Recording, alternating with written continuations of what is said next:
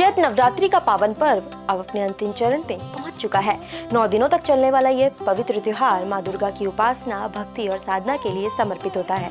इन 9 दिनों में अष्टमी और नवमी का दिन सबसे विशेष और महत्वपूर्ण माना जाता है, क्योंकि इन 9 दिनों कन्या पूजन का विशेष महत्व होता है। वर्ष 2026 में अष्टमी और नवमी की तिथियों को लेकर कई लोगों के मन में शंका की स्थिति बनी हुई है, इसलिए सही तिथि और कन्या पूजन का शुभ मुहूर्त जानना बहुत जरूरी है। तो चलिए इसके बारे में जानते हैं आचार्य कल्की कृष्ण ज्योतिषाचार्य जी से। अष्टमी और नवमी की जब बात करते हैं तो अष्टमी नवमी की पूजा नवरात्रों में 2 तरीके से होती है।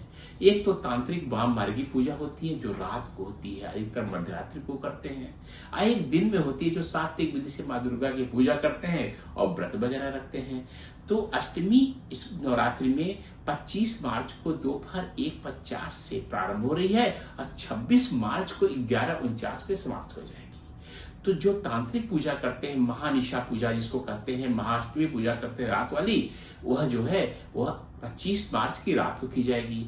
लेकिन जो लोग व्रत उपवास रखते हैं, माँ दुर्गा की सात्विक विधि से पूजा करते हैं, वह 26 मार्च को महाअष्टमी की पूजा करेंगे। इसी तरह से नवमी 26 मार्च को दोपहर 11:49 से प्रारंभ हो रही है और 27 मार्च को सुबह 10:07 पर समाप्त हो जा रही है। तो जो नवमी की तांत्रिक पूजा करना चाहते हैं वह 26 मार्च की रात को करेंगे, लेकिन जो व्रत रखना चाहते हैं, माँ दुर्गा की पूजा करते हैं, वह 27 मार्च की सुबह, चूंकि उदया तिथि के आधार पर नवमी उस दिन है और इसलिए उस दिन 27 मार्च को करेंगे।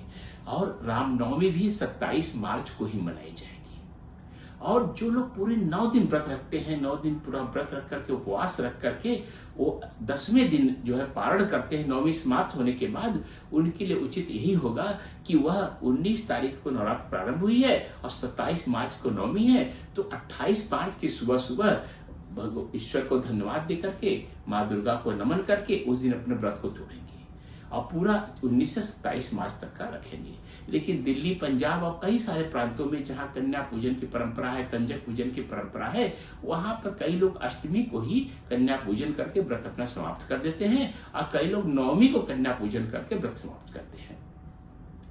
तो ऐसे लोग जो अष्टमी को कन्या पूजन करके समाप्त करते हैं, वह जो है 26 मार्च को पूजा करेंगे सुबह सुबह और जो है अपना व्रत समाप्त कर देंगे। और जो लोग नवमी को कन्या पूजन करके, कंजक खिला करके व्रत अपना समाप्त करते हैं, वो 27 मार्च को करेंगे।